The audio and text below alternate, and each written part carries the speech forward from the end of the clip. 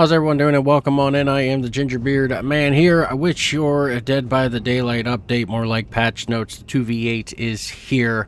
Let's get right into it. Go to the store. We're going to get your free gift out of the way, get you 250k. We got some new skins. We got two of them. Oblivion Witness for Tory Kane. As they showed before, you got that little bit of bluish, purplish, you know, a little bit of lightning mutated stuff going on. Not that bad if you're into that kind of thing. Not that bad. Go back. Go over here to the nurse. Madness, a wanderer.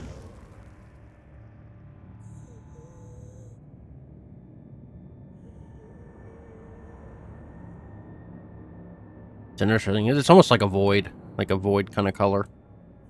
Kinda. Interesting. It is interesting. If you want it, it is there. As you know, the 2v8 is going on right now. I think, yeah, three times the blood points is rolling right now as we speak. That probably changes on the whim, though, so don't take my word for it there. You have these to earn from the 10th of February to the 24th here by doing the quest. What's the quest? Well, let's go over here and figure that out together. Complete 6 trials or 3 of 2v8 trials. Complete 1 trial as the good guy. Complete 1 trial as the torchbearer.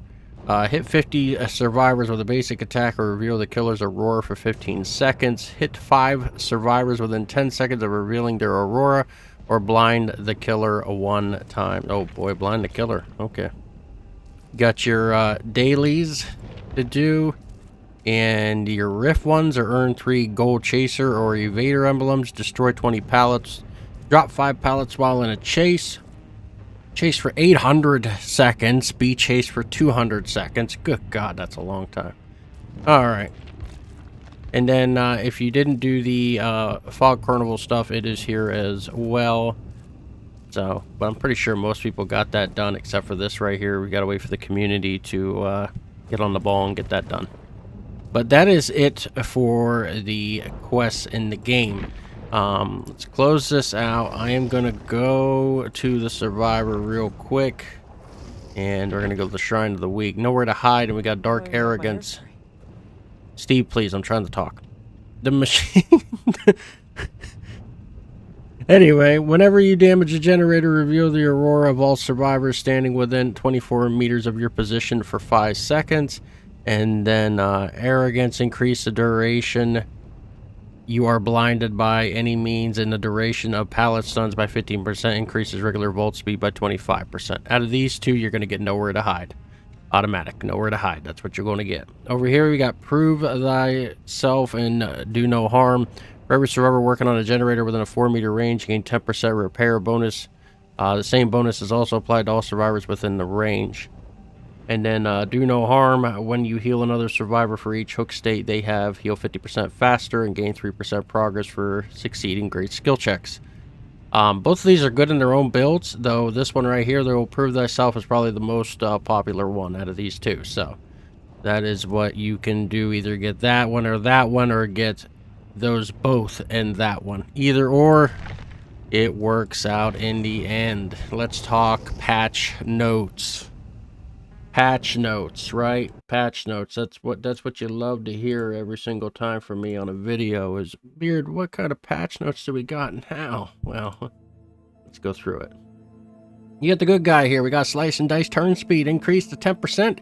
Increase the IDO mode up to 15%. Perform a scamper under a pallet, breaks it immediately. The good guy can see illusionary footsteps around survivors. Increase slice and dice attack duration by 50%. The killer update the nemesis. Added 2 additional zombies for a total of 4 and increased the zombie movement speed to 35%. Thanks a lot, we needed it. Killer class updates. I'm just being sarcasm there. Brute team skill break action speed increased by 25%. Kicking a generator causes it to weaken and begin regressing. The aurora of the kick generator will appear in yellow to the brute. The next time a survivor interacts with the generator and repairs it past its regression point, it explodes, triggering a loud noise notification and sprays the survivor with smoke. Thanks. The survivor suffers from the hindered status effect for 12 seconds. The aurora of the generator returns to red after the effect occurs. Cooldown for 60 seconds where break action speed bonus is not applied. Fearmonger. Gain 5% haste when unseen. Injuring a survivor by any means causes up to 2 survivors within 12 meters of the injured survivor to scream, revealing their aurora to your teammates for 2 seconds. Cooldown 60 seconds where haste bonus is not applied. Enforcer. Gain 3% haste when chasing injured survivors. When you hit a survivor, the survivor receives an Enforcer mark which is visible to both you and your teammate. Survivors with Enforcer mark applied have their aurora revealed for 1 second every 8 seconds while marked for 45 seconds. Downing the survivor consumes a mark and increases enlarged Lund attack distance by 60% for 15 seconds. Cooldown is 60 seconds as always. A new survivor class, Torchbearer, that you're pretty much, being made to play a little bit. Starts with a flashlight of uncommon rarity. Class skill charges over 60 seconds, granting a flash grenade when fully charged. Behave like an ability, does not take up any item slot. Press the active ability button 2 to activate the flash grenade. Cooldown 60 seconds. Info skill. Survivors in chase have the aurora revealed to you within 32 meters. Point the flashlight to killer, 0.5 seconds to reveal them for 2 seconds. Unlockable skill. Grant endurance to survivors you pick up from the dying state. Injure survivors that unhook you gain endurance. Updates on the survivor class. Scout. Increase your walking speed 25%. Make no grunts or praying while injured. Grants immunity to screaming. New maps that are coming into the 2v8. Groaning Storehouse and the Rotten Field. Features. Tonics. Oh boy. Herb gameplay returns in the form of tonics. It can be found in locations where you normally find totems and are scattered throughout the map. There are 2 types of tonics. They have 2 different effects for survivors and killers. Diluted. Survivor restores the health state on use. Killer increases haste by 10% for 20 seconds. Purified on the survivors restores a hook state, and the killer grants 10% bonus to both killers for 20. Dual terror radius. We have updated the terror radius to reflect both killers in range, adjusting the audio tracks for each killer as they get closer and further from the survivors. The visual terror radius indicator from the accessibility settings has also been updated to show both killers in the range, including lullabies and regular terror radius. That's radius, by the way, ladies and gentlemen. I know they went to school. Cooperative healing increased the number of survivors all able to simultaneously heal one another to 3. It was 2. Content increase probability of old Steve Harrington to use the original Scared Scream audio, the old Steagle, to 10%. Bug fixes. Oh boy.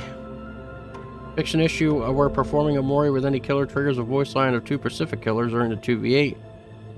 Characters I'm not going to worry about too much. Let me see here if there's anything worth me pulling it out and being like, yeah, we definitely need to read that one.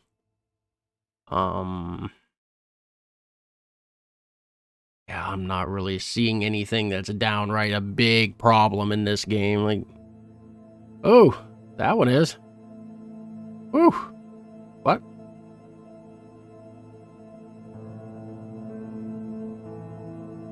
Fix an issue where the ghoul's leap remained active when pressing the vault prompt immediately after vaulting with the leap. Fixed an issue where the ghoul walked at regular speed while holding the power when quickly missing the leap after a successful one. Fixed an issue where the ghoul could attack down survivors when using the leap near vault points. Fixed an issue where the ghoul's vault attack animation did not play if the ghoul moved forward after vaulting a window. That's big. I've seen that used a lot with this speed stuff here. I've seen a lot of that used. So, it's nice that's being fixed. I still think, though, he should not be moving that quickly around the map. But that's another issue for another day.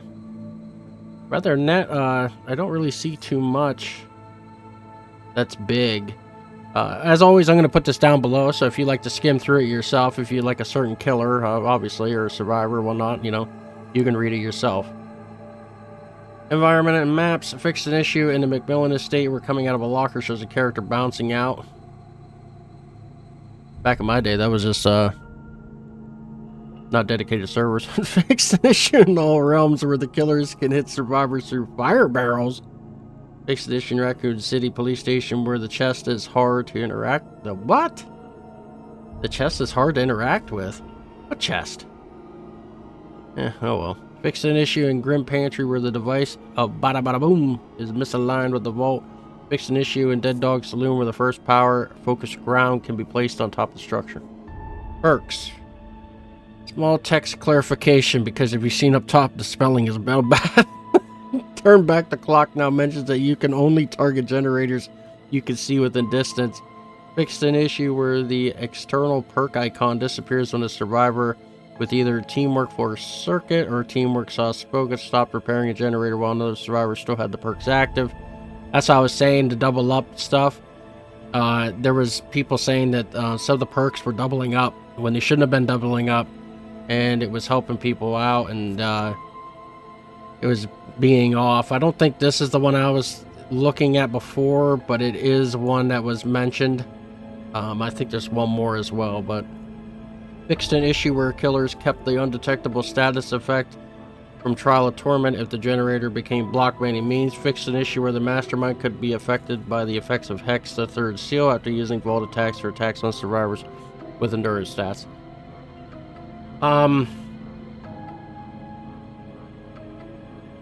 Yeah. Let me squirm through this one real quick one more time. Dig. Oh. What's this?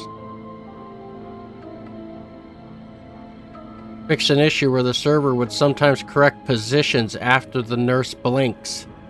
How about Myers? You want to touch that one too? Because that one does the same exact thing. Anyway, let's hope that they get a hold of some of these. I know there's some other perks that are not mentioned here that are having some issues as well, and some of them, I think a lot of the community wanted some of these nerfed and stuff, so I don't know what's going to happen on that front of things, and I'm sure in the next bug patch we're going to figure that all out, because they ain't going to, you know, sit down and be quiet about it. So I think more perks changes are coming, and there's a lot more bugs still with a lot of the characters, so they will be fixed as well. But that is it for me. I am going to put that down below so you all can read on through it yourself if you need to. I'll be back tomorrow morning. We'll be back live again, going through this 2v8 and seeing what we can do. Maybe I'll try it out today for myself. Maybe I'll see you out there in the foggish, because there isn't much fog anymore. So if you're not subscribed, please subscribe. I greatly appreciate it. Hit the bell to like, all that good jazz, so you know whenever the videos pop up or I go live. And I will catch you in the morning. Have a good rest of your day. I'm out of here, everyone.